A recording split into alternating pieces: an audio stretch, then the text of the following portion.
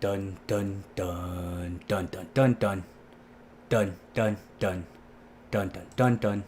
All right, I think we are officially live here. Welcome to the first ever live stream, live show, live discussion. All the first for my live stuff because I've never live streamed before. But what better way to do it than to talk about One Piece chapter 981, which was a hype chapter. Now I've only read it once so far, so I haven't really gotten a chance to like really analyze it because I had to go to work this morning and it got uploaded probably mad late last night, so I was already knocked out.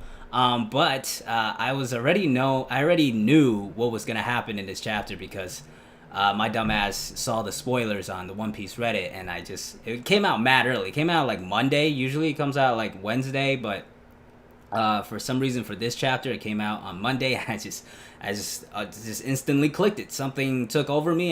Maybe it's because it was so long since we had a One Piece chapter, but I read the whole Marco had arrived, and I got hype, but it probably would have been more hype reading it once the chapter came out. But nevertheless, very hype moment. So we're just gonna be kind of breaking down the chapter, going through maybe like almost like a reaction here, because I'm really gonna be looking in detail here. My official review for the chapter is still gonna be coming out on Sunday once the official translation comes out, because there are some dialogue aspects that I'm a little like iffy on, and like how like what it really means. So once the official comes out, we'll have a full breakdown, analysis, and review and all that. But right now we're gonna be going through the chapter because we got to talk about it. So let's just get into it. Hold on, we got some people in chat already. Look at this. We got anime only watchers. Yeah, I do not recommend. If you're an anime only watcher, dip. Get out of here. I do not watch this video. Spoiler alert. Obviously, this is One Piece 981 live discussion. I guess I should have put chapter. My bad, guys. All right, if you're anime only, my whole channel is not anime only though. Like none of my stuff for my channel is like anime only, so I don't really understand. So yeah, if you're anime only, get out of here. But let's get into it. We do have some chat here. Marco should join Law's crew. They're both doctors. Law's crew is kind of lacking. He does need some help. Gene, Bart, Beppo. He's got the other two white dudes. I always forget their name.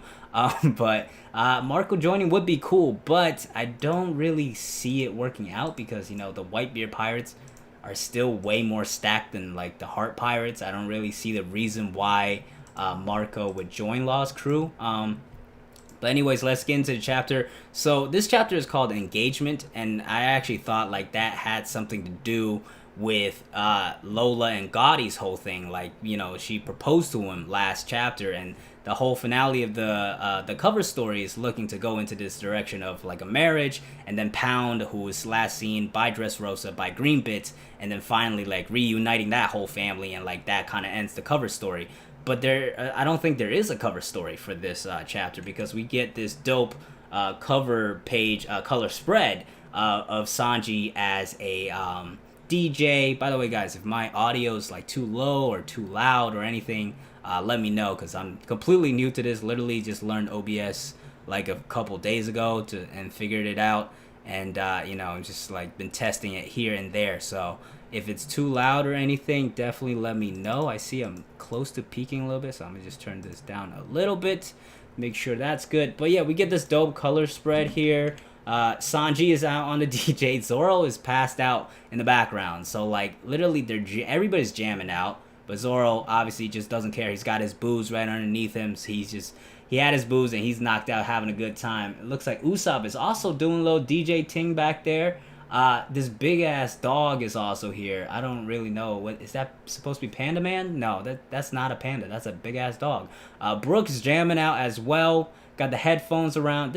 I really like this like art style. What's with the animals in here though? There's a donkey in the back. Is this a Shrek crossover? What is going on? But everybody's having a good time. It's cool. What does it say? Music doesn't have to. It's a universal language. Okay, cool. That's great. Nami's rocking out. Where's my girl Robin? Robin and Frankie are not in this. Or Jinbei. Okay, he's official Straw Hat now. Carrot, unofficial, but in my head canon she is official. But I don't see her either. Okay, so I guess it's just the younger kids here. We see Chopper. but Brooks here as well. So I guess anyone over 22 and unless you're just like way like 90 years old, you're allowed to join this party, or you're an animal because there's a lot of animals around here. Dope cover story, not cover story, but color spread. Let's get into it. So we're leaving off right from Kid going and attacking Apu, Punk Gibson, and the attack to me didn't look like it was that heavy. It just looked like it was a big ass mechanical arm that looked like a car engine and just rammed into Apu. But I didn't think it was gonna do a lot of damage. But it looks like here Apu is bleeding. All right, so he really Kid landed some blows on him. So that shows something about Kid's power, obviously. And I think Oda with this little whole encounter is just talking about this supernova strength and really showcasing their strength levels. And then of course everybody finally recognizes oh, hey, these guys aren't our own people. They're that's Captain Kid. They're finally recognizing that, and then it's wait, another one of the worst generation. I really like this part because so many people of the worst generation are here, right? And and it's just a lot of people had thought Kaido would be taken down by all the members of the worst generation because how many of them are involved in this. Besides a Rogue and Bonnie, and that's pretty much it. Well, Capone's in Dressrosa. So besides those three, every other worst generation member or supernova, Blackbeard. Well, I did just make a video on Blackbeard possibly coming to Wano, so check that out. So besides Blackbeard, Capone, Rogue, and Bonnie, every other member of the worst generation is here, and it's a neat little call with the dialogue there. I really this is funny. This is a pretty funny chapter in general as well. The reactions, the little bickering we saw with Kid and Zoro and Luffy, that was really fun to see. Just a really well done chapter in terms of so many things: the hype, the battles, the dialogue, the scenery. Queen with his reaction here, he's like, wait, what the hell is going on? He literally said, what the hell? It's probably not gonna get translated in the Viz official like this, but him saying what the hell here is just such a natural reaction to me. I really like that. He's genuinely Baba Nuki, what the hell happened? Literally everybody broke out. I thought it was just Luffy, but apparently it's everybody. We got some things going on in chat here. What's going on? Marco versus King. I definitely agree. That has to happen in my opinion. That would be the callback with how King took down the Big Mom Pirates, and then how Marco just did the same thing at the end of this chapter. I definitely feel that needs to happen. How we doing? Best watch after stress of makeup music theory exam. I feel you. I hope you are doing well in this whole pandemic crazy thing. I have one semester left in the fall, and I'm almost done with school as well. So I definitely feel you with the whole finishing up school.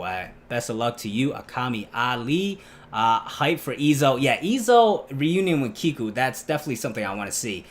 Because Izo, like I said in my Marco video, and by the way, it's a lot of people thought Marco and the Whitebeard Pirates were coming, but I did make a video saying, they're gonna arrive, so I'm gonna pat my back a little bit like that. But Izo, I thought definitely had to come, especially how he was brought up back in the splashback.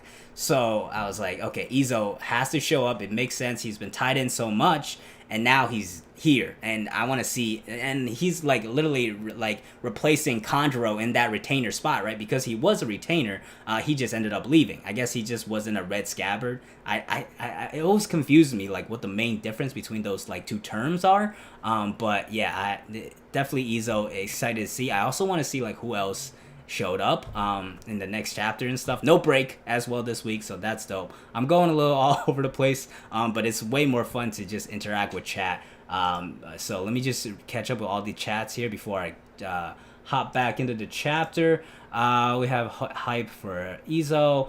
Kid has a transformation Gear 4th. I definitely think I think him becoming a transformer kind of style would be unique. Kid's Devil Fruit is just so interesting because when he transforms these things his arm, Punk Gibson, it's so detailed, like the little gears and stuff. Like, it's crazy. The things he's able to form with just scraps around them. Like, where did he find that little like bolt and like thousands of them to form this little thing, right? Um, Mohand, I'm sorry if I pronounce your name wrong, but he says, I don't like kids' fruit. It's a very unique one, right? It's very, it grows on you a little bit.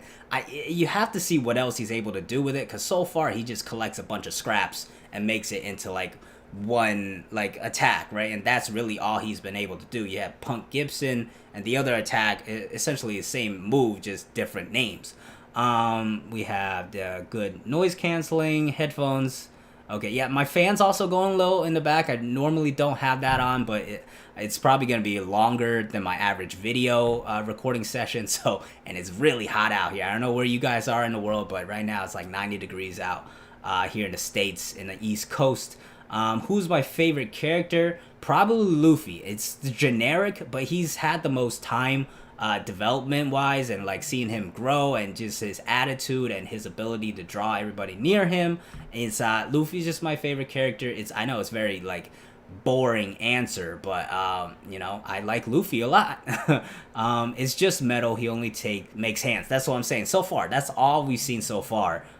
Is he's been able to make hands out of metal scraps. But hopefully, we'll get more expansion. This war is really ramping up, so the kid's definitely gonna get his shine after how badly he was essentially waxed by Kaido and everybody else. So yeah, we'll see. We'll hopefully see more of his devil fruit later on. Let's get back to the chapter here. This little interaction between Kida and Apu, really good. We finally get it confirmed officially, I guess. Like Apu was working with Kaido the whole time. Now, hold on, let me get some water real quick. Now, this is interesting to me because Apu, I thought, possibly just joined Kaido's crew for the sake of it. But this conversation here, he brings up, like, you really thought, like, teaming up would take down one of the emperors. Like, open your eyes, man. Like, it sounds like he met some kind of reality check as well. And it wasn't just, like, Kaido invited him. He's like, okay, cool, let's do it. It sounds like, because remember, Apu's been shown to be like this daring person. Pre-time skip, he fought with Kizaru, and really went after like Kizaru. And like, everybody else saw Kizaru coming, an admiral was coming. They were like, okay, let's get the hell out of here. Apu, on the other hand, he's like, let's test him out. I'm gonna, start beating my chest, making some beats here, and then he actually just willingly attacked Kizaru. Didn't really do anything to him, but Apu had balls. Like I said in another video, Apu really had balls, right? And he's not backing down from Kid and anybody else here, and so it was really kind of like wondering why exactly he joined Kaido's crew, and the way it was set up, it just kind of seemed like he had joined Kaido early on willingly. But from this conversation, I feel like he met some kind of like, maybe Kaido beat him up beforehand, did something crazy to his crew. As far as I know, we don't really know other members of Apu's crew, right? Let me look this up. Apu, Scratchman Apu, his pirate crew is the on-air pirates. Great name. And okay, we don't know any named people. It's okay. We have like pictures of them that we've seen probably from like in the background and stuff, but we just don't have any names to them. And I'm pretty sure we haven't seen any of them since, right? So maybe his crew, like, he suffered like a Moria type of deal where he got his whole crew wiped out by Kaido, and then he like went crazy, right? He like lost his mind and just became subservient to Kaido, and he's like, okay, I can't do this anymore. I'm just gonna try to live my best life with Kaido. I'm still strong, I'm still confident in my own abilities, but I'm not gonna try and become Pirate King or anything like that. And he kind of says it here to Kid. He's like, open your eyes, man. Like, these are the Yonko that we're talking about. And this part of the dialogue here, let me fill you in. Pirate alliances, those don't have happy endings. This is really interesting to me because a lot of people bringing up this foreshadowing of Luffy and Law's alliance not working out. I think people are like referring back to a manga panel where Robin's like, alliances don't really work, but Luffy, you could do your thing, we'll listen to you.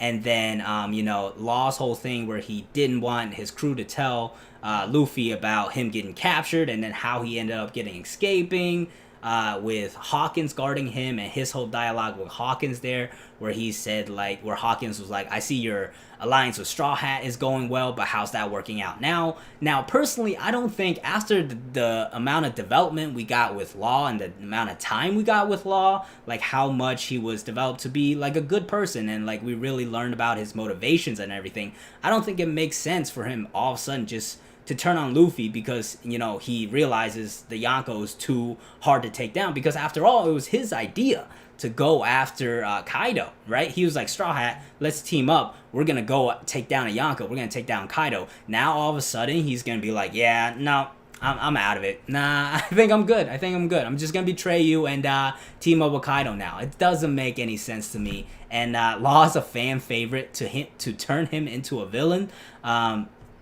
Oda really never gone this like route of turning a good person into a villain. Usually it's the other way around, where it's like, they seem like a villain and becomes a good person, like Vivi. Hancock, in a way, she still kicked a puppy, so it's not like she's the greatest person. But he's like usually the other way. Any person he's turned into a bad person, like Pudding, she's kind of gotten her backstory fleshed out. Conjuro a little bit as well, but that even this, it was a traitor that was like set in stone for a long time. Law all of a sudden turning bad, it just doesn't work for me, and I don't think that's something just like Oda does with his storytelling. Like a lot of people will say like Shanks is actually a bad person. Like there's a lot of kind of theories going around with that, and like those are just crazy to me, because I can't imagine Shanks being a bad person out of nowhere after we saw like all the good things that he did, right? So it is some kind of foreshadowing. It could be like Law is pretending to be a bad person, and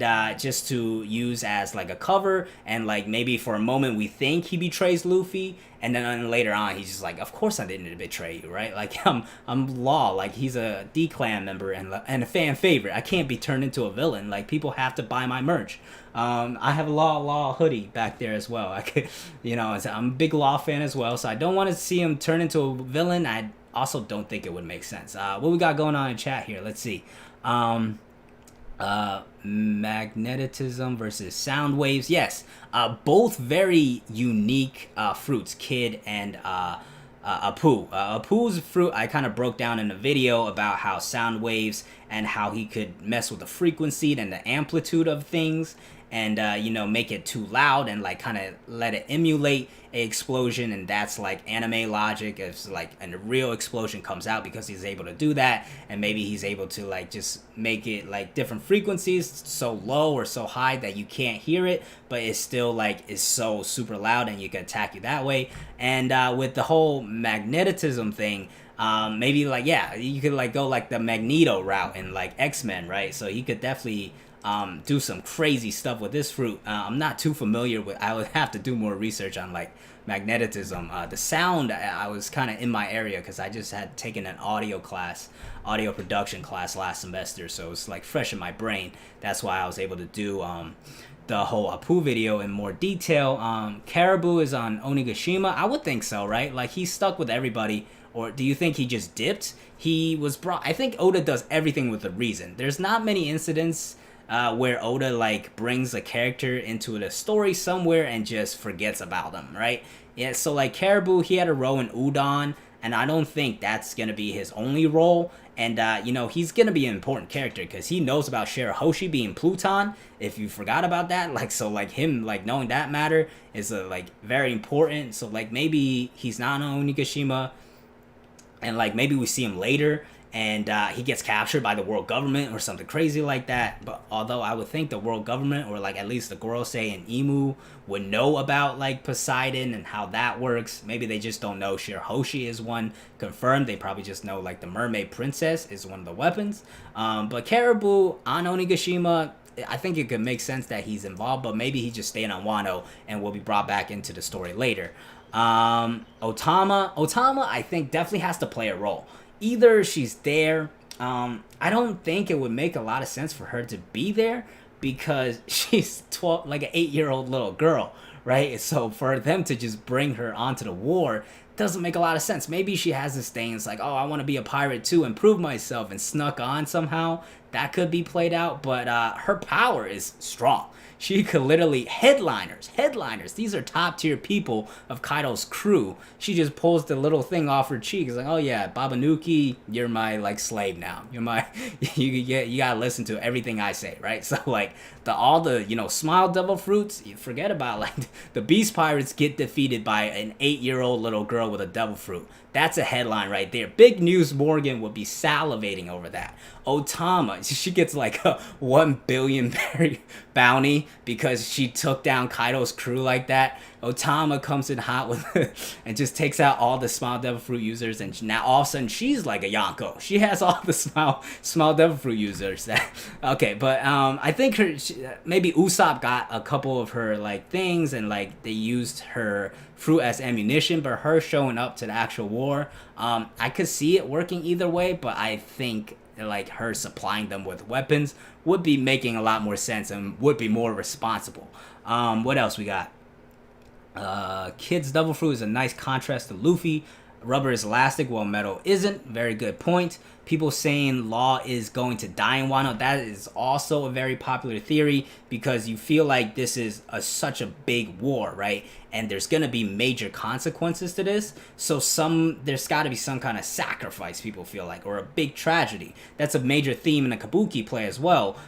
Tragedy has to occur in Act 3, which we're in right now. So like a lot of people was thinking like, yo, it's going too well right now. Like we found out the traitor was Kanjuro, but it's fine. We're still going onward to Onigashima. Denjiro joined. Jinbei came back seemingly unharmed, and now Marco's here, right? It's climbing for the Straw Hats a little too much. It's got to be a tragedy somehow. A lot of people do think that's going to be Law dying, especially he has that power where he could give somebody like eternal life, right? So people could think like maybe Luffy is on the edge of death, and then Law like does that surgery and saves Luffy, and then Luffy in this emotional state and defeats Kaido somehow. But also that would be like a rage power up, right? Which One Piece doesn't really do, like you see in like Dragon Ball and other animes where like Krillin dies and like Goku goes Super Saiyan or something like that. You don't really see that in One Piece. So while it would be a dope moment and it would really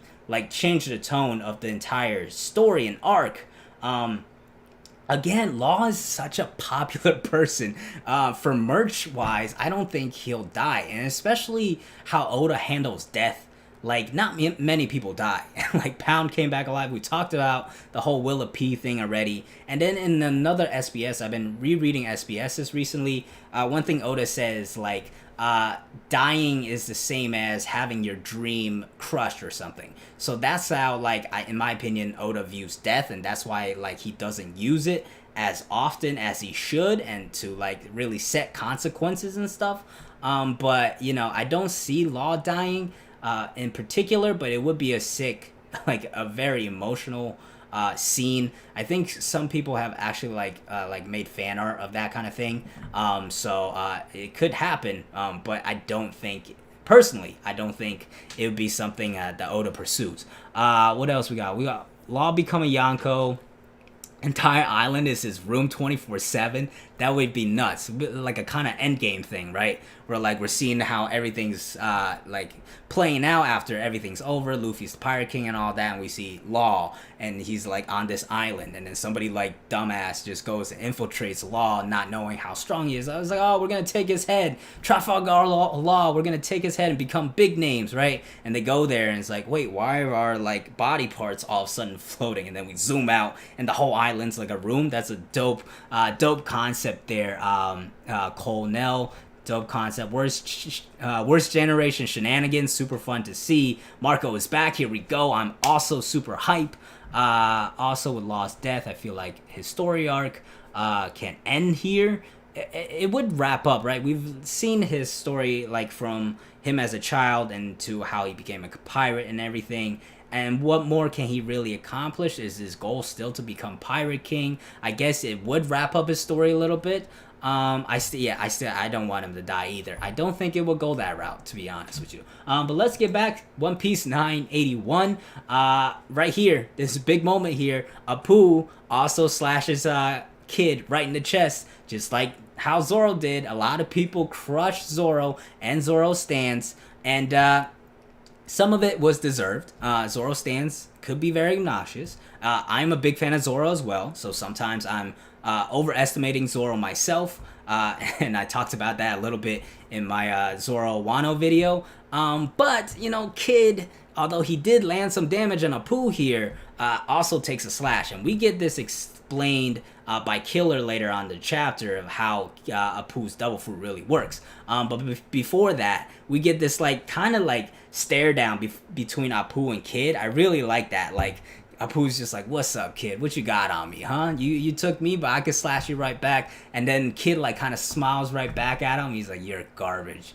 You're just complete trash, and I hate you for everything you did." And then it's like Queen now all of a sudden is seeing this mayhem. He's like, "Whatever, just kill him."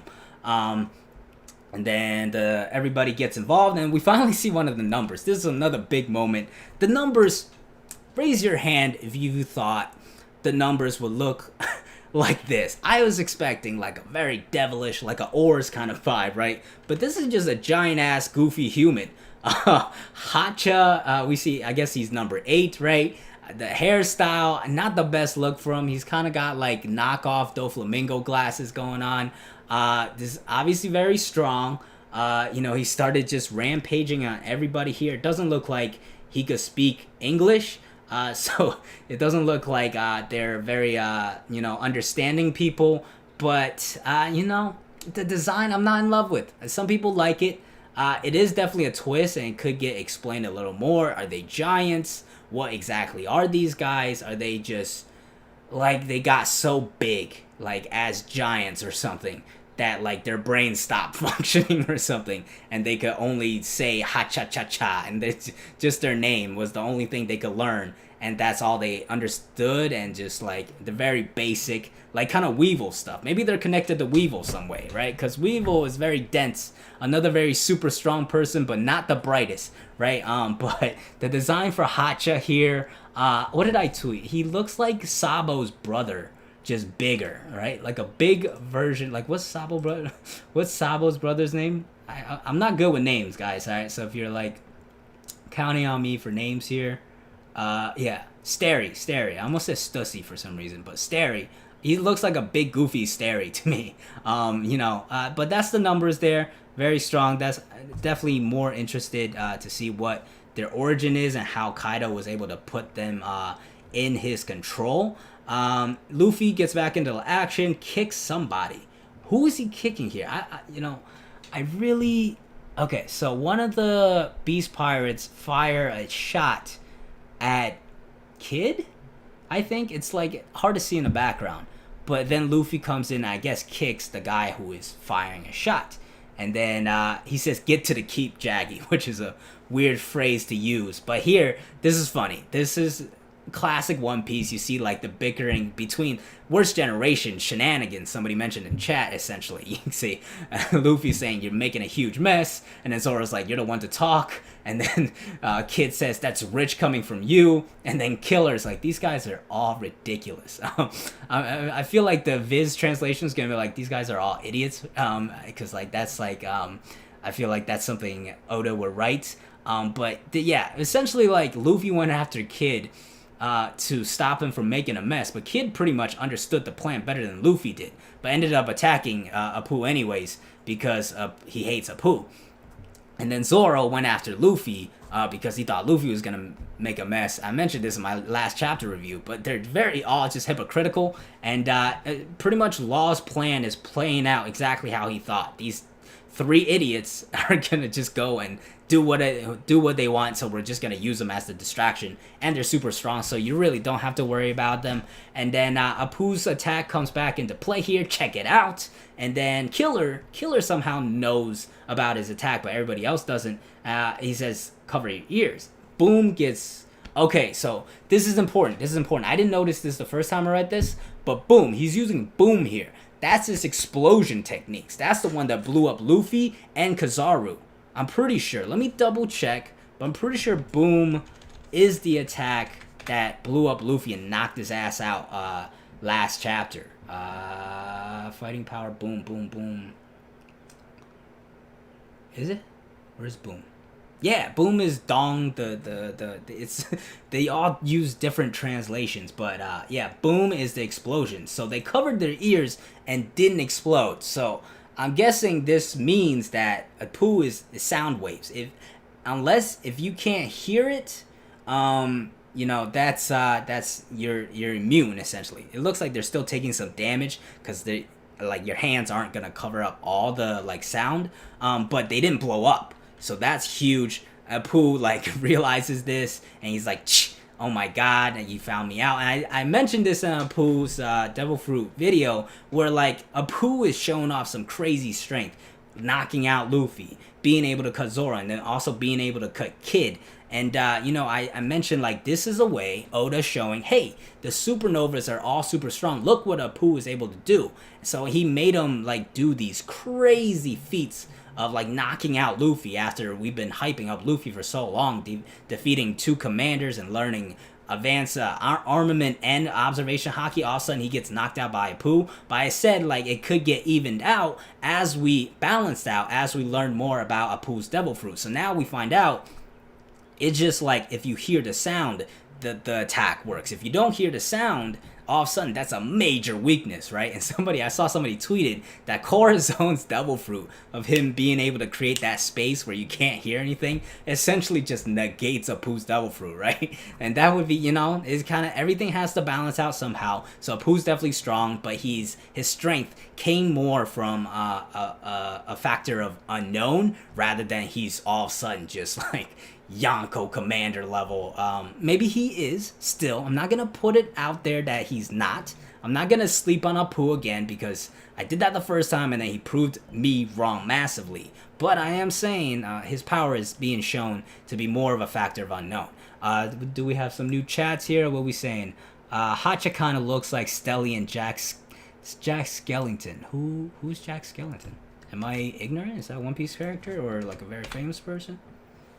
Oh, okay, yeah, he does definitely. Yeah, I know who this is. He definitely looks like Stelly and Jack Skellington combined, wearing an outfit that Kobe could wear. Yeah, that's a great deception. I love that. It sort of combined the ending of Wano arc going to be more emotional than Ace's death. Yeah, I mean this is like a peak, right? This is a peak of post time skip.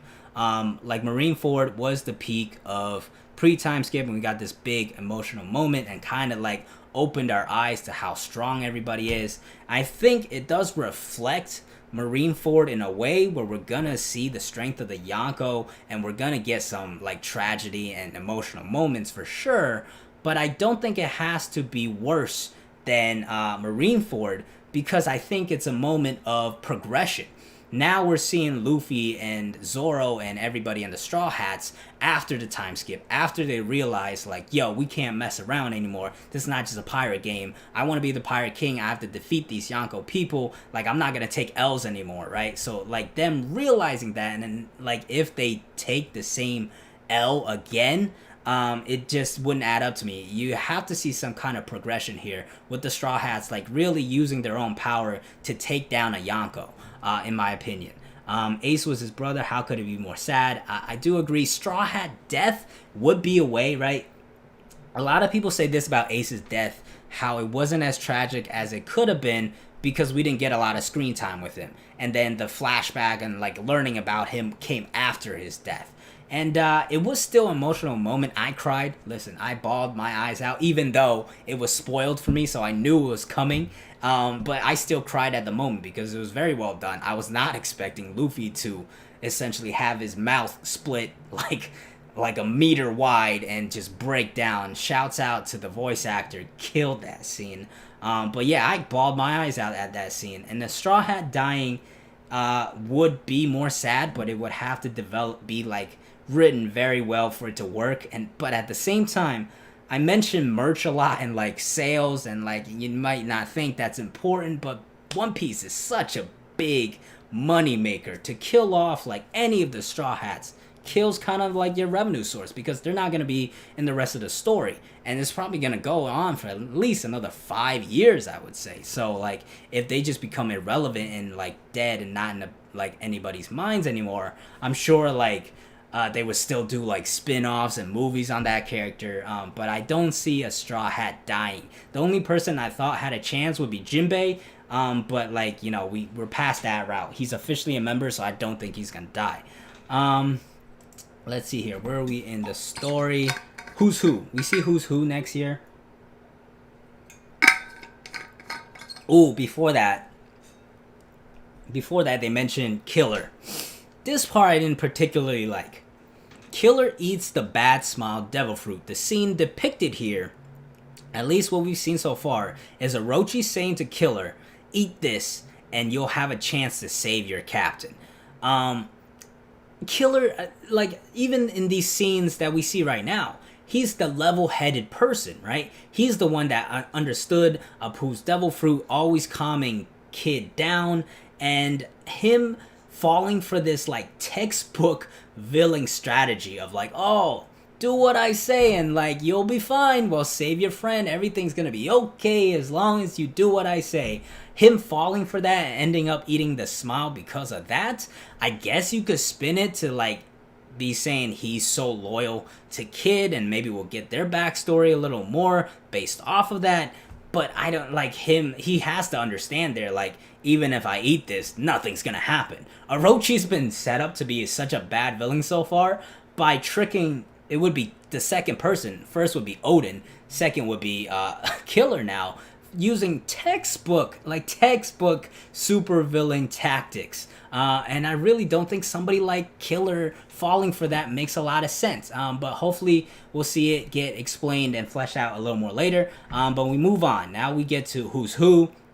You're still seeing a little bit of dialogue with Kid and Luffy. Kid stop, and then they're calling each other idiots and stuff. And then we see who's who and who's on the scene. It looks like he's like on a balcony right below Queen. And he's like, okay, oh, those Udon escapees, he might not even know Luffy about them. I want to see like who's who and Sasaki. Those two are really being placed in the forefront here, and even who's who says it, like, don't let Sasaki beat you to it. Finding Yamato is his main goal because he wants to become a Yonko commander, one of the calamities and one of the all-stars. So that's what he's trying to do. I do want to, like, we see his crew here. I want to see like how long has he been a pirate? What's his ambition? How did he end up going under Kaido's rule? It's really expanding the One Piece world a lot more, where we're learning like people. I feel like so far we've learned just like the older generation with like Roger and Shiki and Whitebeard, and the new generation, the worst generation. But in between that time span, there's plenty of people like Gecko Moria and probably Who's Who and maybe Sasaki. These guys who went out there and made a name for themselves, but were never able to stack up to the power levels of like the Yonko, like Kaido and everything. So Who's Who, probably one of the people like went out looking to be the Pirate King, somehow got defeated by Kaido, or like ended up just joining his crew. Obviously he values his own crew and he doesn't listen to anybody else besides Kaido. So like what really happened there? And I'm really intrigued by that. Another thing, that eye tattoo on his chest, that eye's been popping up all over the place in this story. And if you don't like look at the in-depth stuff by Artur on the Library of Hara, I definitely recommend you check it out. At least for the last couple of chapters, he like found like at least like 4 different things of members like Bao Huang having that eye, right? Otis kind of just placed these people in the background. Even this guy right here, you can't see the front of his face, but that's probably the eye right there. And like last chapter, I think when we saw one of the headliners or one of the gifters, somebody had that mask with the eye as well. So maybe that's like saying, some people think it's like connection to the Third Eye tribe. But I think it's probably just something to do with Who's crew, and like that's kind of just like could be just like a low-key thing that Oda's doing to showcase that Who's crew is being scattered like within Kaido's crew as well. Any new chats? What we got here? Caribou, Luffy. If Luffy is always getting crew members, do you think Kid and Law will get any new members? I personally say Marco and Law. Marco to Law and Caribou to Kid. Caribou because we could keep Metal in his swamp. Yeah, I think Kid and Law are definitely set up to be the two main people, right? Like besides Luffy within the supernovas. They've been always compared, like standing next to Luffy. We saw that on like Sabaody. We're seeing that in this arc as well. So their crews getting expanded upon a little more. I just want to see other members as well. Like we only know like 4 members each from both. Well, yeah, 4 members each from like both their crews. Well, Law a little more, but Law is like 5 or 6 members that we know. So yeah, them having new members would be interesting. I don't Marco want Caribou, sure, I could give you that one. But Marco, I'm not completely sold on that one because the Whitebeard Pirates, they're still strong. They took some massive L's, okay? Lost their captain, lost their 2nd Division commander. Thatch had just died previously before that. So they've been taking a lot of L's. Later lost to Blackbeard. Weevil started wiping them out. But I think they're going to showcase their strength here and really show they're still very powerful. Marco, in particular, I'm very curious by because of what Izo said at the end of the chapter there, of like, this is the first time since the war that Marco has taken action.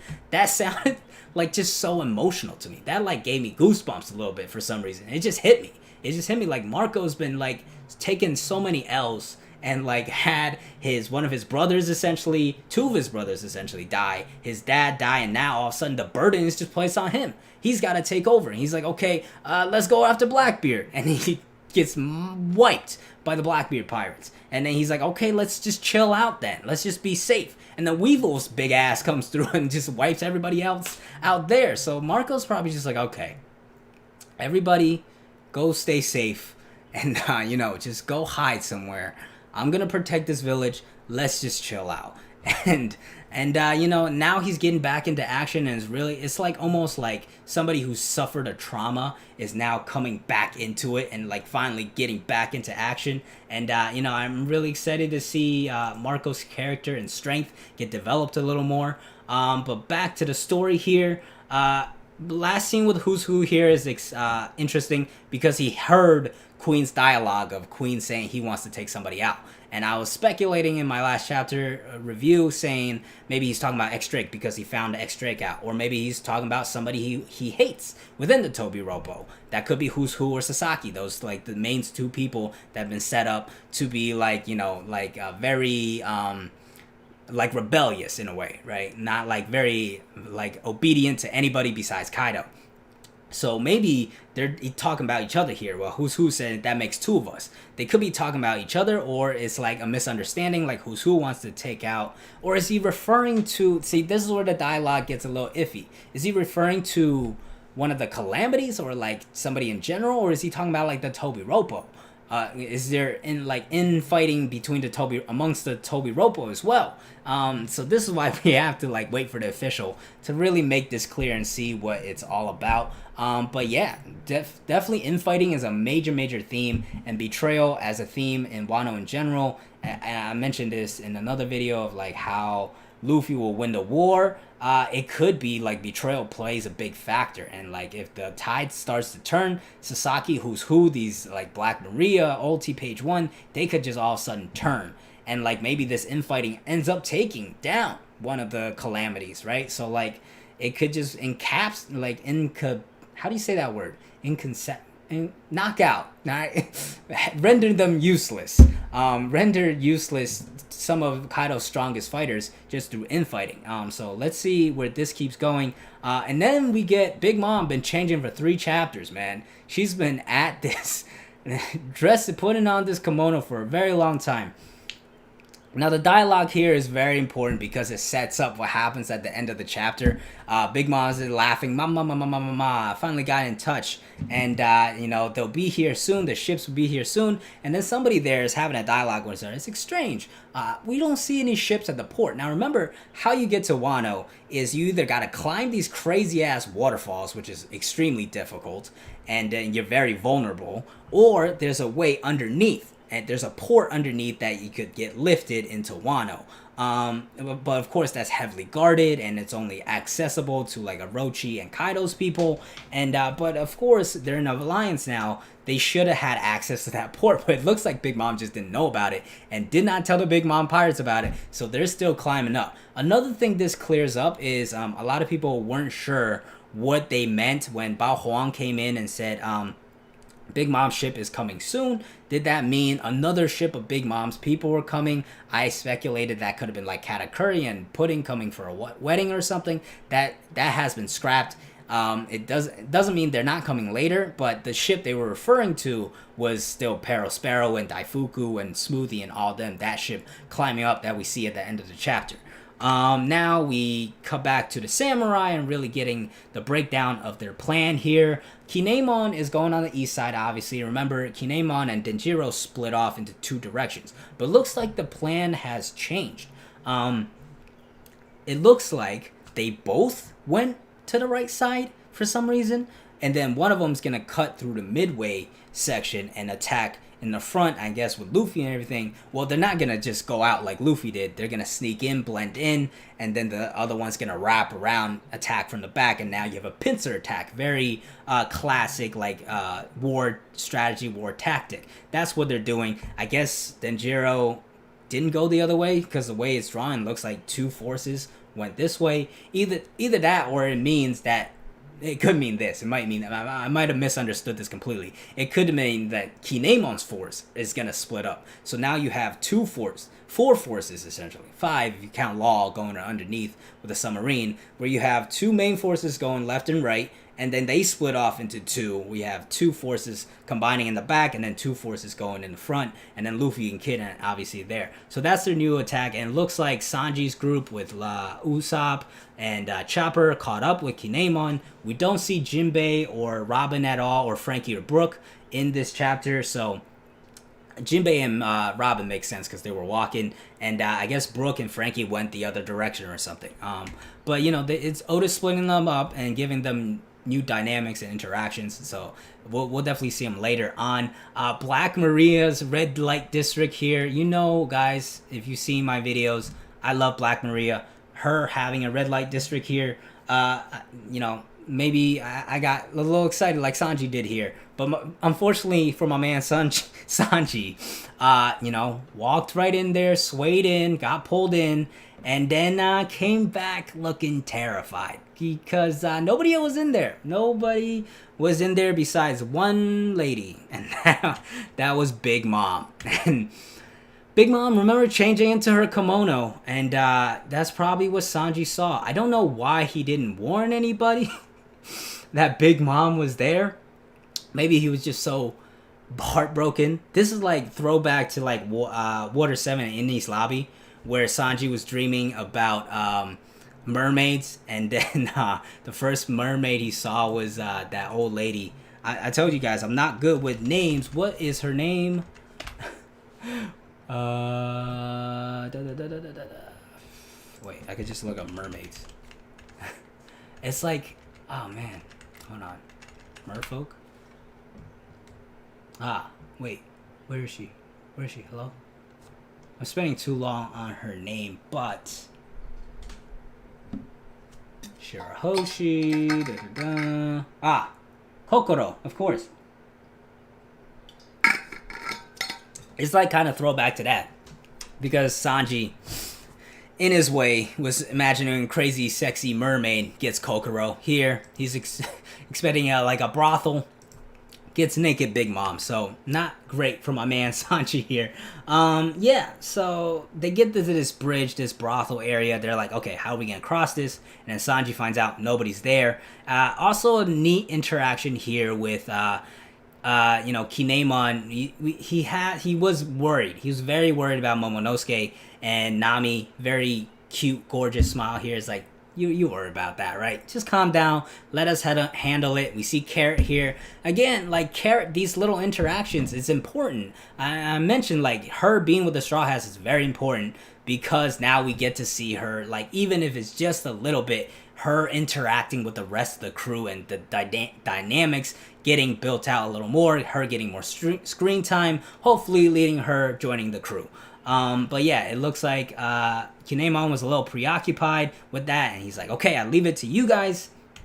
And then Sanji is very, very sad, and then they're like, okay, nobody's there, let's run. And they all dash across, and you see this door start to open. It's like, oh no, somebody's there.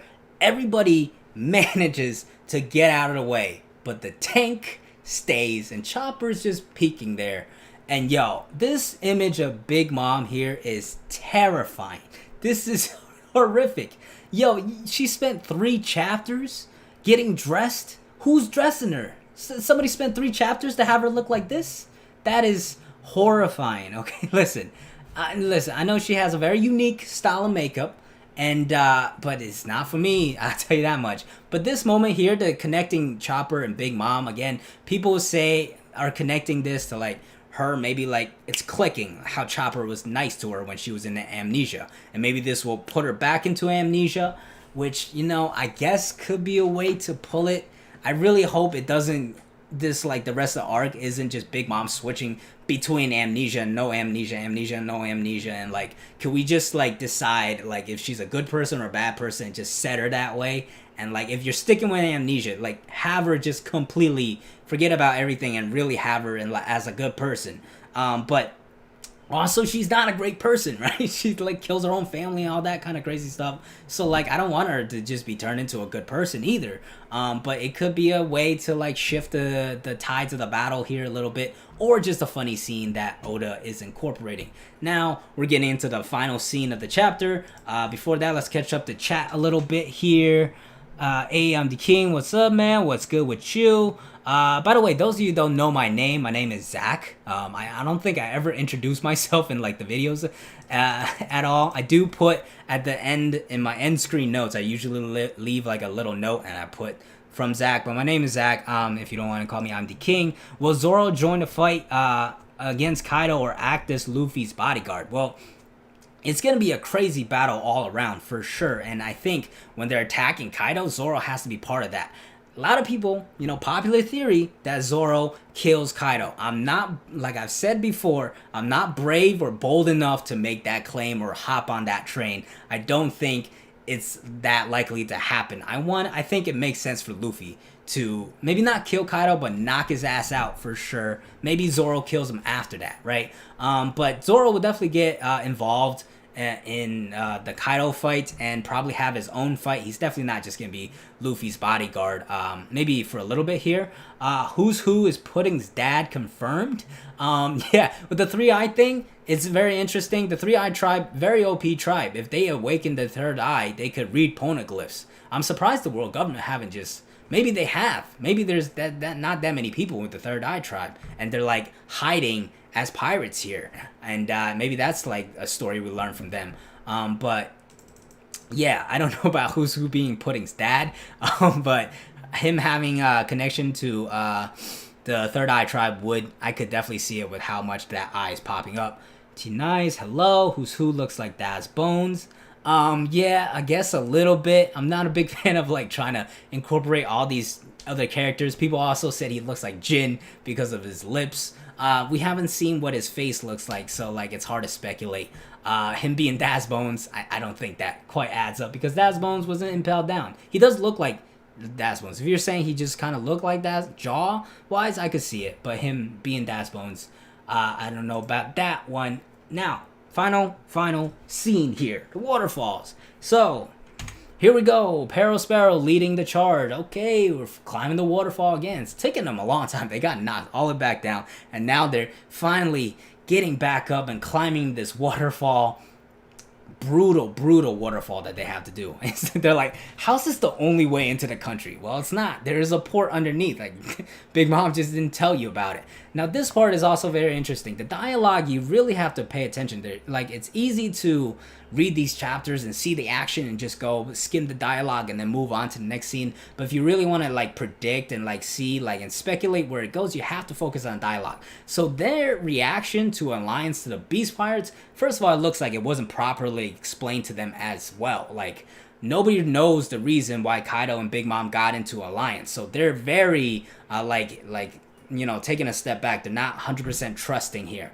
And, you know, it's like, doesn't seem sane. What is Mama thinking? And, of course, Smoothie is, like, saying it's what Mama decided. We have to listen to that, and I think they will. But they do focus on, they're like, our number one thing is Straw Hat Luffy. That's what we came to do. We have to take him out. And over here, we have to take Straw Hat's head and put it on a pike for the world to. This is like some Game of Thrones stuff right here that they're trying to do. But that is their main goal. Flampe is clout chasing for Kaido. Nobody likes Flampe, so we're not going to talk about her anymore. Onward to Wano. But yeah, before we jump on to this final scene, it is important because their main goal, it looks like, is still Luffy. So if the alliance doesn't get explained and they arrive and it's just chaotic, they might not know what to do, and they might start attacking the Beast Pirates. And Big Mom's like, wait, relax, don't attack them. But it's all chaotic, so they don't know what's going on. It's a crazy war, right? So this alliance really isn't that established. Maybe, like, Peril Sparrow doesn't trust him, and like, somebody's attacking Luffy, and he's like, wait, that's Mama's target, and he goes and attacks them, and maybe like it's King fighting Luffy or something. Peril Sparrow attacks King retaliates. Now sudden, like, Big Mom's pissed that Peril Sparrow got hurt, and now she's like, Kaido, what the hell? And now they start fighting, and it just breaks out like that, right? So it could definitely go in like that, and it's not like the alliance is perfectly established right now, especially with how much chaos is about to happen. Now, the epic theme. The epic theme. Why can't you keep saying theme? Am I crazy? Scene. The epic scene that is about to happen. This is where that damn king took us out. Alright? And then we see another bird come in. Now, I really wish I didn't read the spoilers here, because I might have thought that was King. I was like, oh, Kaido is betraying the Big Mom Pirates. Again. But it's not King. Peril Sparrow says it right there. It's not him. In comes Marco the Phoenix. Well. Oh my god. What a panel. I can't wait for all the art that people are going to do off this. Probably will be my thumbnail for my review for Sunday. But yeah, Marco is here. Marco has arrived. I mentioned in my theory video that it makes sense for him to arrive because it balances the whole power thing out. And, the Yonko Saga, this being not Yonko Saga, another former, like, Yonko crew coming in, will add to that. And Marco, his last conversation with Nekomamushi, people might be like, why is he coming now when he said no? It sounded like, to me, that conversation was very initial. And Nekomamushi hadn't really explained the circumstances of what's going on in Wano. Because Marco was like, I gotta protect this village. You're going to Wano, right? You say you're going to Wano? Yeah, tell Luffy a message. And then, that cuts it off in the manga. But in the anime, it gets expanded a little bit, where Nekomamushi ends up saying, we're going to attack Kaido, and Marco is kind of shocked. So that, to me, was saying like that conversation had just begun. And then Nekomamushi was going to explain later on why they're attacking Kaido. What happened to Oden, this tragic, sad story. And, like, of course, he values Oden. He spent a lot of time with Oden on Whitebeard's ship. And, he definitely cares about that. The other factor with, Weevil, I mentioned, it's the Shichibukai system has been demolished right now. And, Weevil's getting attacked by the Marines. So maybe Marco caught wind of that. It definitely looks like he got wind of Big Mom allying with Kaido, which is important because even the people on Wano, the Samurai Alliance, just found that out. So how exactly did Marco get this information? At the very least, he's very connected with information, and him knowing that Weevil is getting attacked by the Marines would make a lot of sense. So he could be like, okay, this is my chance to attack. But first, we only see Marco here. He launches his attack. Phoenix Mark here, and just knocks the ship right off again. Peril Sparrow is drawing that the shocked eyeball face, and then we got Smoothie and Daifuku reacting again. I feel bad for Smoothie here, because Oda has hyped her a little bit, saying I haven't been able to give her like the proper screen time. She's actually really strong, but here she is in Wano, just getting wiped twice by Yonko commanders. I hope she gets some more screen time later, but this would have been a good chance for her to like show her power a little bit somehow, and just like all of a sudden counter Marco or something and prevent them and protect the Big Mom ship. It's just looking like Katakuri carries the Big Mom Pirates with Big Mom right now. It looks like right now it's just Big Mom, Katakuri, and then the rest of them. If those two weren't in the crew, how strong would Big Mom Pirates be? Realistically, like, maybe I'm like underselling it because they haven't gotten a lot of screen time. They definitely have a lot of people, a lot of strong people, But, you know, it's looking very top-heavy at the moment. Marco, of course, another interesting dialogue. He says, the next time you make it up here, this age of ours might look a little different. So obviously he's talking about Luffy defeating Kaido. So his goal here, he came to Wano looking to help Luffy defeat Kaido. He's not like coming over as like helping Luffy escape or something like this. He's coming to help fight and win this war and take down Kaido. And, you know, does this mean, some people are saying, does this mean the Big Mom Pirates won't get involved at all? Because it does take them a long time to climb back up. A lot has happened, like 20, 30, 40 plus chapters has happened and gone by since they got knocked down and finally climbing back up to the top. So like it could, like, the whole war might be like mostly finished before they are able to climb back up, and by the time they get back up, maybe it is the age is different. Maybe Kaido is already defeated and a lot of stuff has happened. But I do hope, being like, you know, Oda has talked about Smoothie getting more shine, it wouldn't make sense Smoothie gets some kind of action, some kind of fight later on, right? I don't want them to just be sidelined for the rest of the story from now on. And then, yeah, so that's what I think about that. Nekomamushi and Izo, we see them as well. Are they climbing? Hold on, my voice is going here. Let me drink some water. Read some chats in the meantime. What we got? Hello. I see you. What's up? Marco. Some message retracted. Sanji better avoid Black Maria or ulti, or he will not win against them. That is facts. That's big facts right there. Yo. Yeah, Sanji has definitely got to avoid them. You know, he got bodied by Khalifa a little bit because of that whole mismatch. But ulti and Black Maria, we're talking Toby Robo, like right beneath Yonko Commander level there. So, you know, if he ends up like fighting them, I know he has a raid suit and everything, but if he's just, you know, chilling and not doing a thing, they could really like do some damage around him, you know. So he definitely has to watch out. Your name is I'm sorry, I'm gonna butcher this. Tululu. If that's your actual name, dope. Sorry if I butchered that. Who do I think will play the most important role in Wano besides Luffy, Kid, Zoro, and Law? I guess it would be Marco, right? I guess like the next strongest fighter would be Marco, I think. Well, no, this is a debate. This is a big debate right now. Here, let's talk about this real quick. Marco arrives at Wano, adds another person to the Straw Hat Alliance. Is Luffy still the strongest person for the Alliance right now?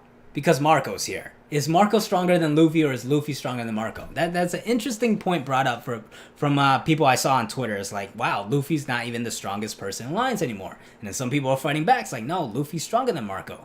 For me, I think by the end of this war, at the very least by the end of this war, Luffy will definitely be stronger than Marco. You know, and just the fact that it's not like a debate right now just shows the progression that Luffy has made. I think that's very important.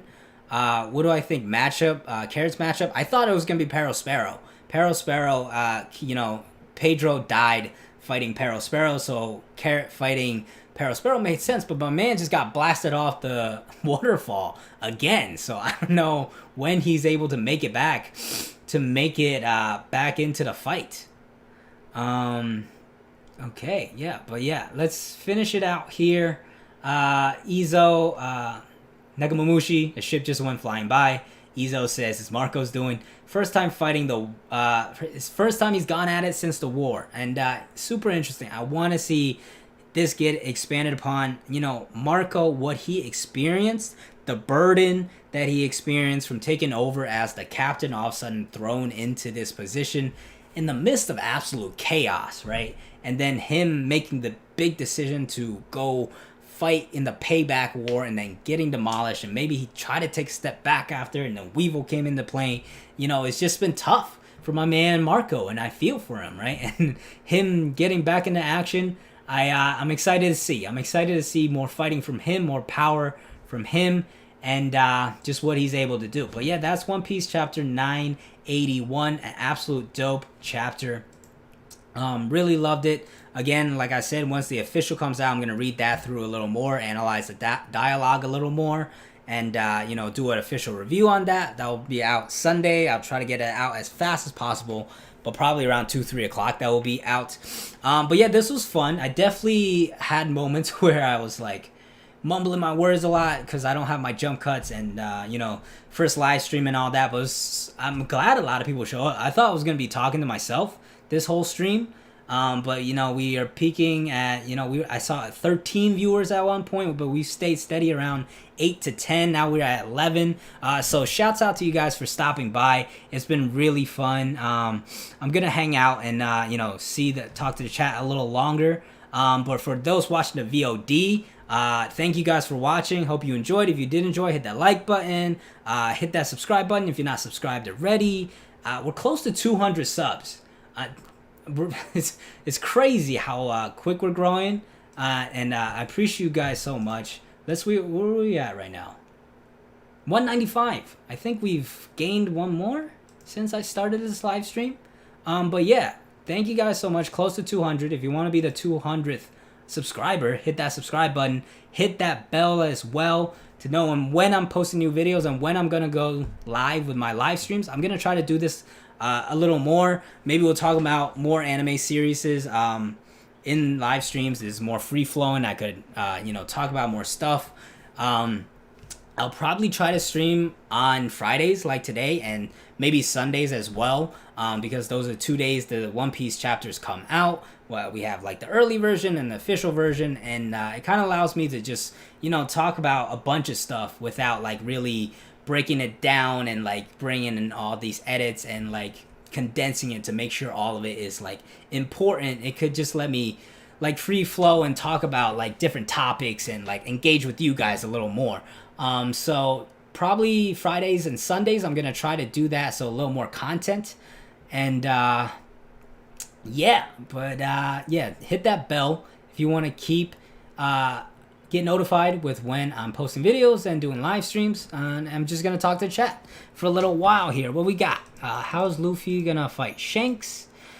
Not really an enemy, but competition-wise, he did say he was gonna defeat all the Yonkos. So one way people have talked about this, I think Mr. Morge said this, is the Davy back fight, where, you know, Shanks meets Luffy and they like meet up and all that, and then Luffy said when he meets Shanks, he will be strong enough to defeat even him. I believe, don't quote me on that, but that was like kind of the conversation. That was why Shanks didn't go and meet Luffy when he came to Marineford. He said he's not ready yet. And you know, when Luffy got announced as the 5th Yonko and all that, he read the paper and he's like, okay, you're getting close. It's not quite close. You're not quite there yet, but we're getting close to that level where we could meet and you could fight me. And a friendly match like the Davy back fight has been mentioned.